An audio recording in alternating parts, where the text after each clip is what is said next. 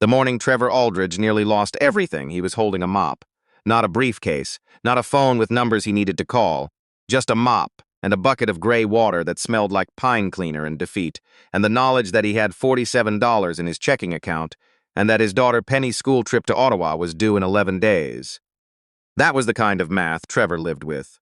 Not the complicated kind. Not the kind they teach in business school or scrawl across whiteboards in glass-walled conference rooms. The kitchen table kind. The 3 in the morning kind, when you can't sleep and you're staring at the ceiling of the apartment you've been renting since the divorce, doing calculations in your head about whether you can afford to replace the winter boots that are getting too small and still make rent, and you already know the answer before you finish the question. He'd been the night custodian at Pembridge Capital Solutions for going on 3 years. The kind of job people don't see when they look at you. He pushed his cart through the hallways after 7 p.m., when the traders and analysts had gone home to their houses in Oakville and Burlington, and he emptied their wastebaskets and wiped down their glass desks. And sometimes, when the floor was quiet enough, stood at the window on the 14th floor and watched the lights of Hamilton spread out below him like a spilled jar of stars. He hadn't always been a custodian. Before Penny was born, before Sandra left, before the small business he and his brother had started selling custom millwork went sideways in the 3rd year. Before all of that, Trevor had done 2 years of accounting at Mohawk College. Hadn't finished. Life moved faster than his plans did. But numbers had stayed with him the way certain things do, not as a skill he used, exactly, but as a lens he couldn't take off. He saw patterns in things, sequences. When something didn't add up, it bothered him the way a crooked picture on the wall bothers certain people. A low, persistent hum at the back of everything. It was a Tuesday in late February when he found the paper. The 14th floor had been chaotic all day, even from what Trevor could hear and piece together as he worked. The big boardroom, the one with the long maple table and the view of the escarpment, had been occupied since 9 that morning. Men and women in dark suits moving in and out, voices tight and careful the way voices get when something serious is at stake. Trevor had been told to leave that floor for last, to stay out of the way until the meeting wrapped up. By 8:30, everyone had gone.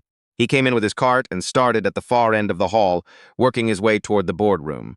The cleaning there always took a bit longer. Coffee cups left on the table, marker smears on the whiteboard, someone invariably leaving a mess near the credenza where the catering was set up.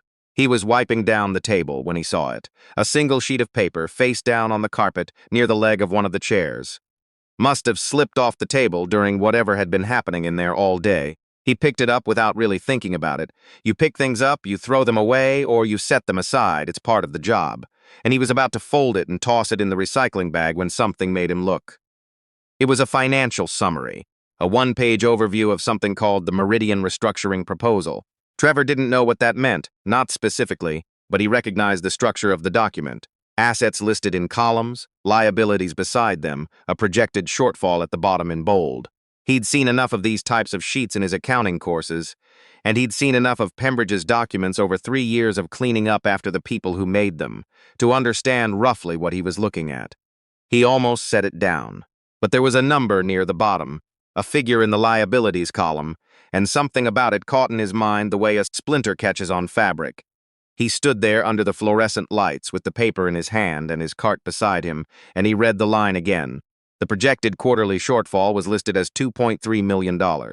Trevor stared at it. He looked at the lines above it, the inputs that should have produced that figure, and he started doing what he always did, quietly and without meaning to. He added. He cross-checked. He ran the column in his head the way he used to run them in class, just to see if they landed where they were supposed to. They didn't. He went back to the beginning and did it again. Slower. Still didn't. The number should have been closer to $8.1 million. A decimal in one of the input lines had been placed wrong. A single misplaced decimal point that changed a number by a factor of 10, and that changed everything that came after it. The shortfall wasn't $2.3 million. It was catastrophically larger. And if someone had been making decisions today based on $2.3 million, Trevor set the paper down on the table and pressed both hands flat against the maple surface and breathed. He was a night custodian. He hadn't finished his accounting diploma. He cleaned bathrooms and emptied recycling bins, and sometimes, when no one was looking, stood at the window and watched the city and let himself imagine briefly that his life had taken a different turn. He had no business touching this paper, let alone understanding it, but he understood it. He picked it up again and looked at it for a long time.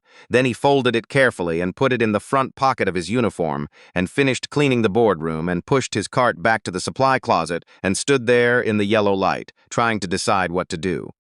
He thought about Penny.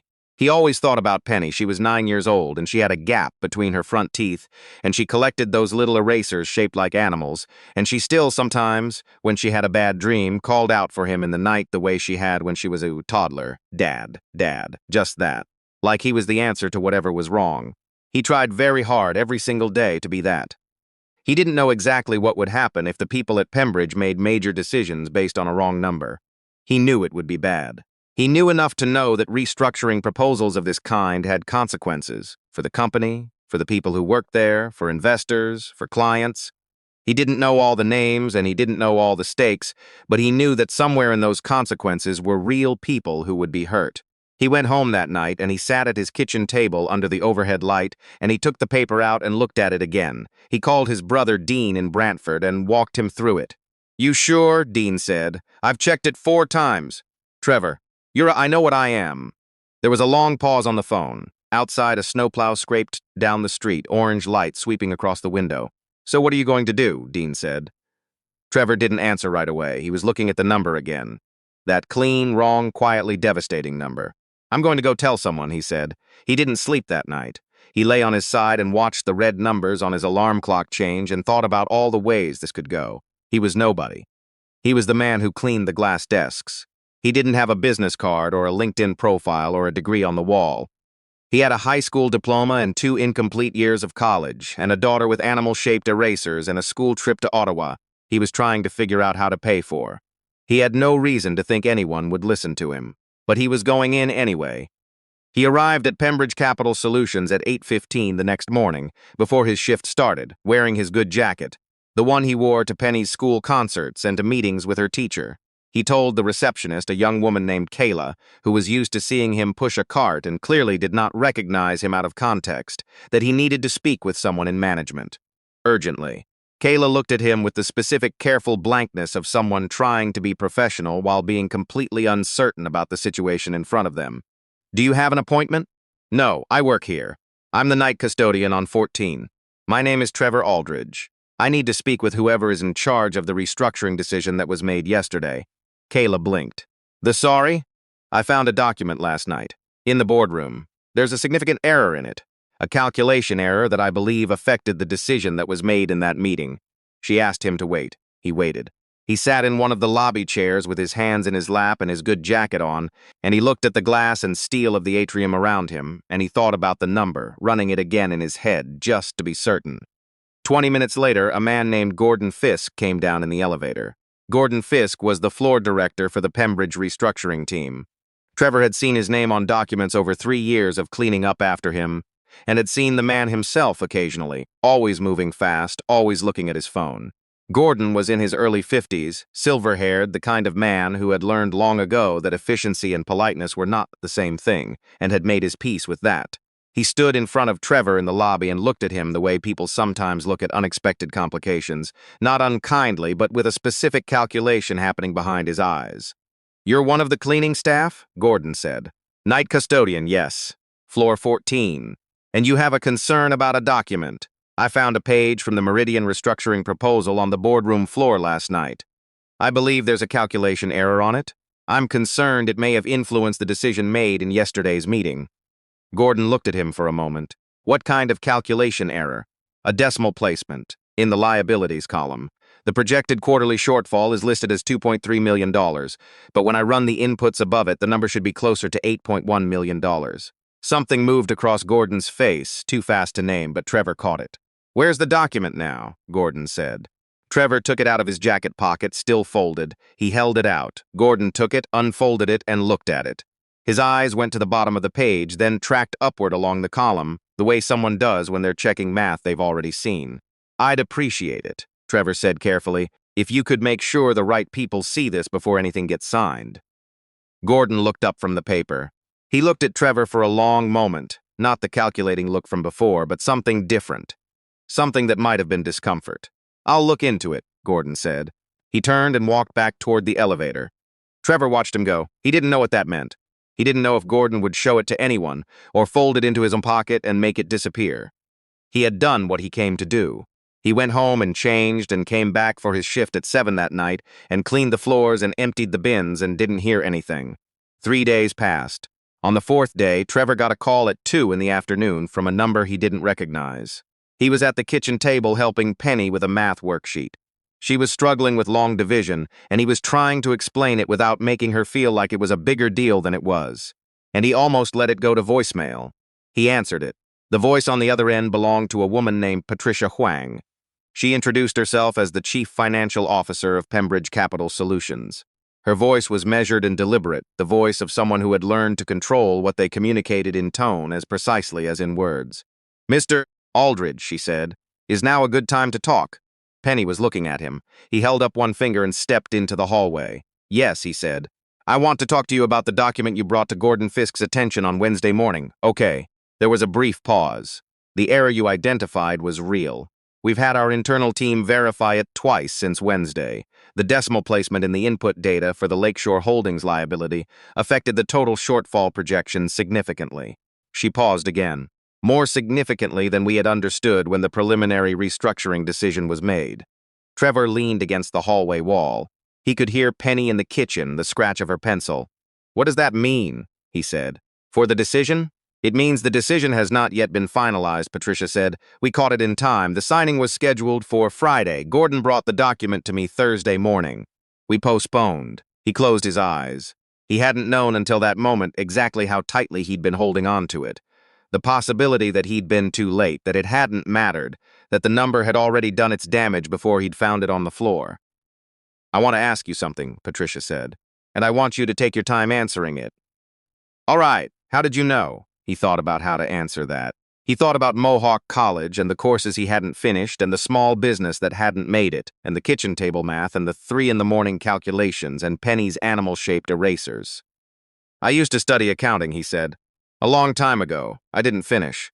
But numbers still, I notice them. When something doesn't add up, I notice. You've been on our cleaning staff for 3 years. Yes. And in 3 years you've never mentioned this." He didn't know how to answer that without it sounding like an accusation of something, so he said simply, "No one ever asked." Another pause. Longer this time. "Mr. Aldridge," Patricia Huang said, "I'd like to meet with you in person. I have some things I'd like to discuss with you." He met her the following Monday morning in the same boardroom where he found the paper. She was there when he arrived, along with Gordon Fisk and a woman named Rebecca Shore from HR. Patricia Huang was smaller than he'd expected, compact and precise, the kind of person who made you understand immediately that they didn't waste anything, including motion or words. She shook his hand. She looked at him directly. "Sit down, Mr. Aldridge," she said. "Please." He sat. She told him what the error would have meant. If the signing had gone ahead on Friday, the restructuring agreement with Lakeshore Holdings, structured around the projected shortfall of $2.3 million, Pembridge would have accepted terms that dramatically undervalued what they were owed. The discrepancy would have been discovered eventually, but not before the agreement locked in obligations that would have cost the company far more than the difference in the numbers. She gave him figures. He listened carefully, the way he always listened to numbers, letting them land and settle before he responded. "How much?" he said. Patricia looked at him steadily. "Enough that the company would have had to begin real restructuring, the kind that involves positions. A significant number of positions." He nodded. He thought about the people on floor 14, the analysts who left their coffee cups and their crooked stacks of paper, the junior associates who came in early and stayed late and whose names he knew because he'd read them off nameplates, and the occasional birthday card taped to a cubicle wall. "I'm glad I found it," he said. Gordon Fisk, who had been quiet since the meeting started, cleared his throat. "We should have listened faster," he said.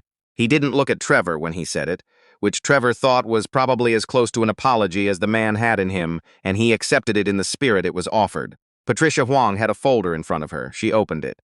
Inside was an offer letter. It was not a custodial position. It was an entry-level role in the financial operations division, a junior analyst support position, the kind of role you'd normally fill with someone 2 years out of a related program. The salary was more than twice what he was making. There was a note at the bottom, in Patricia's handwriting, that said the company would support continuing education costs if he chose to complete his accounting credential. He stared at the letter for a moment. Then he looked up. I didn't come forward for this, he said. I know, Patricia said. That's part of why we're offering it. He looked at the letter again. He thought about Penny. He thought about the school trip to Ottawa, and the boots that were getting too small, and the $47 that were no longer $47 because the rent had gone through. And now it was closer to 12. He thought about the kitchen table at 3 in the morning and the calculations that had no good answers. He thought about the window on the 14th floor. The lights of Hamilton spread out below. The city that had been his whole life, that he'd watched from above while pushing a mop, letting himself imagine a different version of things. Can I think about it? He said. Of course, Patricia said. Take the week. He took 4 days. He called Dean in Brantford and they talked for 2 hours. He sat with the offer letter at the kitchen table, under the overhead light, and he read it 4 times and ran the salary figures against his monthly costs the way he always ran numbers. Carefully, thoroughly, making sure everything landed where it was supposed to. It did. He called Patricia Huang on Thursday afternoon. I'd like to accept, he said. That night, after Penny was in bed, Trevor stood at the window of his apartment and looked out at the street below. It was still winter, late February giving way to the first cold breath of March, and the streetlights made pools of gold on the snow, and somewhere down the block someone was clearing a driveway, the scrape of a shovel coming and going in the dark. He had spent 3 years making himself invisible, pushing the cart, wiping the desks, watching through the glass. He had told himself it was temporary, the way you tell yourself a lot of things are temporary until temporary becomes just the shape of your life. He thought about the paper on the boardroom floor. How it had almost not caught his eye. How he had almost folded it and thrown it away without looking. How close the whole thing had come to being nothing, just a piece of paper. Just a wrong number, just a quiet error humming along in the dark until it was too late. The next morning he packed Penny's lunch, a cheese sandwich, an apple, one of the little oatmeal cookies she liked, and walked her to school. At the corner she stopped and looked up at him. You seem different, she said. She was 9. She said things like this with complete matter-of-fact certainty, the way children do, like they have access to information the rest of the world has to work hard for. I might be a little different, he said. Good different or bad different? He crouched down so he was at her level. The cold came off the pavement and the sky above the houses was pale gray turning to blue. Good different, he said. She studied him for a moment with that serious gap-toothed face, the one that made him feel every time that she was seeing him more clearly than anyone else ever had. Then she nodded, satisfied, and turned and walked through the school gate, her backpack bobbing, already gone into her own world before he'd even straightened up. He watched her go. Then he turned and walked toward the bus stop, hands in his pockets, the city waking up around him, already thinking about the numbers waiting for him on the 14th floor.